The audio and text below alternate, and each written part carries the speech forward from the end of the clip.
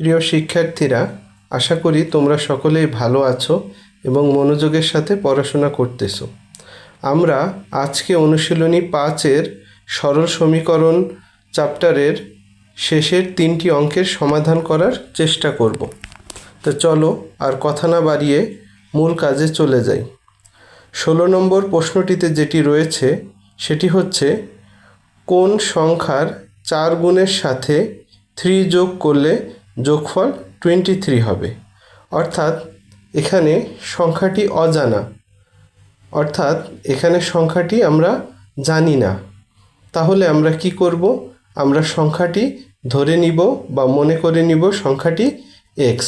চলো আমরা সমাধান শুরু করি। মনে করি সংখ্যাটি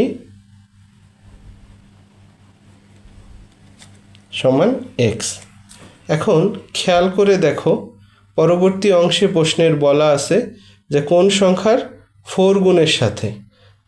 তাহলে যেহেতু সংখ্যাটি আমরা ধরে নিয়েছি এক্স, এর 4 গুণ কত হবে?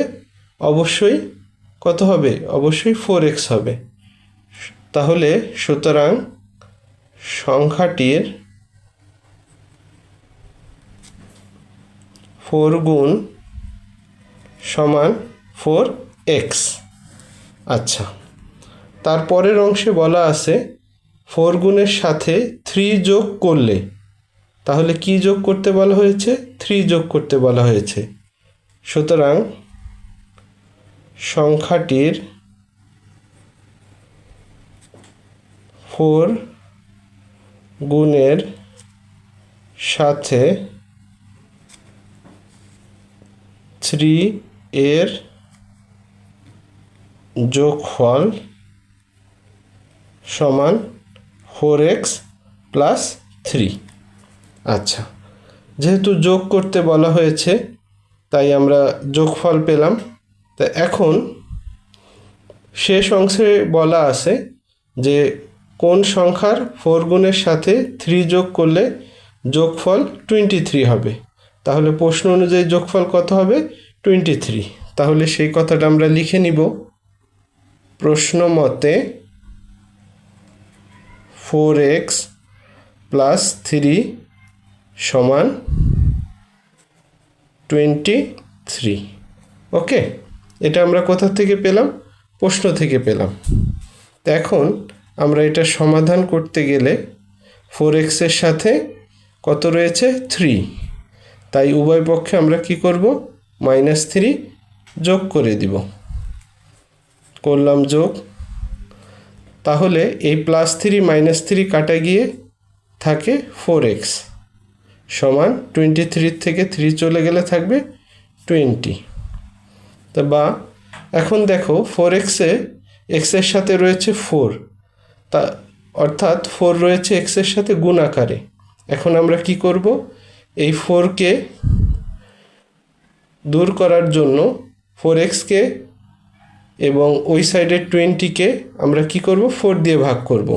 চলো, 4x ভাগ 4 ইজ ইকুয়াল টু 20/4। তাহলে ভাগফল কত আসে? 4 কাটা যায়, থাকে x, আর 20কে 4 দিয়ে ভাগ করলে হয় 5। যারা কাটাকাটি বুঝো না তাদের ক্ষেত্রে আবারও আমি বলি, কাটাকাটি মানে হচ্ছে ভাগ করা। অর্থাৎ 4xকে 4 দিয়ে ভাগ করলে রেজাল্ট হচ্ছে x, কারণ 4 ভাগ চলে যায়। আর 20কে 4 দিয়ে ভাগ করলে ভাগফল হয় 5। সুতরাং x ইকুয়াল টু 5। সুতরাং সংখ্যাটি সমান 5। এখন আমরা পরের অঙ্কটায় চলে যাচ্ছি। পরের অঙ্কতে বলা আছে 17 নম্বরে, একটি কলমের দাম যত টাকা তা থেকে 2 টাকা কম হলে দাম হতো 10 টাকা। অর্থাৎ কলমের দামটি এখানে আমাদেরকে বলে দেয়নি, বলে দিয়েছে যে ওইটার দাম যত টাকা হবে তার থেকে যদি দাম 2 টাকা কম হয় তাহলে দাম হতো 10 টাকা। কলমটির দাম কত সেই দামটা চাওয়া হয়েছে। তো এখন তোমরা খেয়াল করো, তো যেহেতু কলমটির দাম বলা নাই এবং কলমটির দাম বের করতে হবে, তাহলে আমরা কি করব, মনে করে নিব কলমটির দাম এক্স। তো চলো সমাধান শুরু করি। মনে করি কলমটির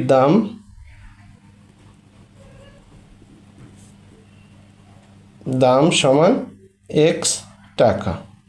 তো এখন বলা হয়েছে যে যত টাকা কলমটির দাম তা থেকে 2 টাকা কম হলে, সুতরাং কলমটির দাম 2 বা 2 টাকা কম হলে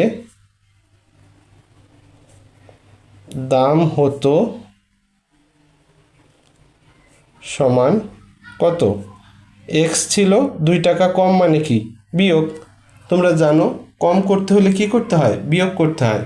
আর যদি বেশি হতো তাহলে আমরা কি করতাম? যোগ করতাম। ওকে, তাহলে 2 টাকা কম হওয়াতে কলমটির দাম হচ্ছে এক্স মাইনাস 2। তো দেখো তোমরা খেয়াল করে, 2 টাকা কম হলে দাম হতো 10 টাকা বা 10 টাকা, এটা প্রশ্নেই দেওয়া আছে।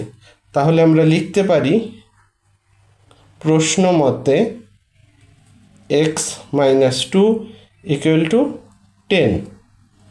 তা বা এখন এক্সের সাথে -2 আছে, তাই উভয় পক্ষে 2 যোগ করে দিব।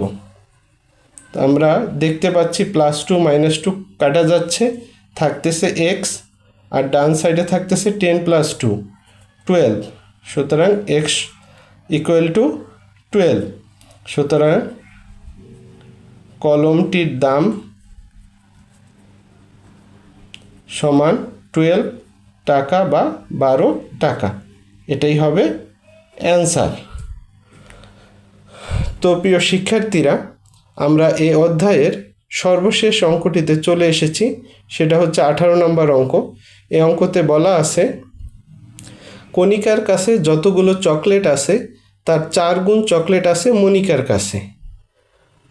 অর্থাৎ তোমরা বুঝতেই পারতেছো, কণিকার যদি একটা থাকে তাহলে মনিকার থাকবে কয়টা? তার 4 গুণ, অর্থাৎ 4টা।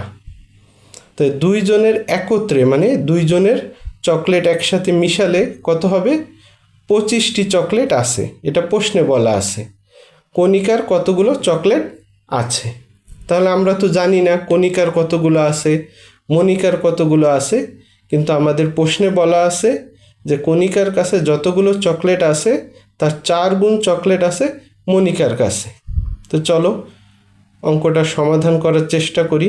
যেহেতু আমাদের কণিকার চকলেট বের করতে বলা হয়েছে, আমরা ধরে নেই কণিকার চকলেট সংখ্যা এক্স। মনে করি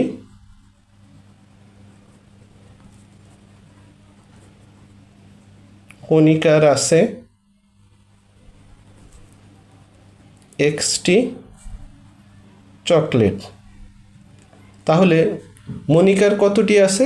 বলা আছে যে তার 4 গুণ চকলেট আছে মনিকার কাছে। সুতরাং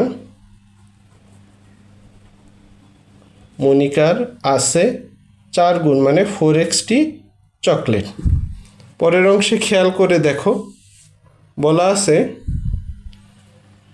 2 জনের একত্রে 25টি চকলেট আছে। অর্থাৎ মনিকার এবং কণিকার চকলেট যোগ করলে আমরা কতটি পাবো? 25। প্রশ্ন মতে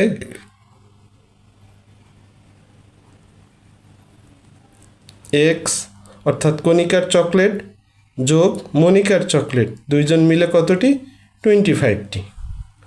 তা বা এক্স আর 4x যোগ করলে হয় 5x ইকুয়াল টু 25। এখন তোমরা জানো যে উভয় পক্ষকে আমাদের কি করতে হবে? 5 দ্বারা ভাগ করতে হবে। আমরা ভাগ করলাম, 5 5 কাটা, থাকতেছে এক্স, আর ডান সাইডে ভাগফল হয় 5। সুতরাং এক্স ইকুয়াল টু 5। তাহলে এক্স মানে কি ছিল? এক্স ছিল কণিকার চকলেট সংখ্যা। সুতরাং কণিকার 5টি চকলেট আছে। এটাই হবে উত্তর। তো প্রিয় শিক্ষার্থী বন্ধুরা, দেখতে দেখতে আমরা ষষ্ঠ শ্রেণীর অনুশীলনী 5-এর সরল সমীকরণের 1 থেকে 18 পর্যন্ত প্রশ্নের সবগুলো সমাধান করতে পারলাম। তা আশা করি তোমরা এই ভিডিও দ্বারা একটু হলেও উপকৃত হয়েছ এবং সামনে তোমাদের এই গণিত বিষয়ে আরও অনেক ভিডিও আমার চ্যানেলে আপলোড করা হবে। আশা করি সেই ভিডিওগুলোতেও তোমরা আমাকে সাপোর্ট করে আমার পাশে থাকবে এবং আমার এই পথ চলাটাকে আমার জন্য সহজ করার মাধ্যম হিসেবে থাকবে। তো তোমাদের জন্য শুভকামনা রইল। যারা আমার এই চ্যানেলটিতে নতুন তাদের প্রতি অনুরোধ থাকবে সাবস্ক্রাইব করে পাশে থাকবে এবং তোমাদের মূল্যবান কমেন্ট করে আমাকে অনুপ্রাণিত করবে, সামনে আমার ভুল ত্রুটিগুলো ধরিয়ে দিতে সহযোগিতা করবে। ধন্যবাদ সকলকে। আল্লাহ হাফেজ।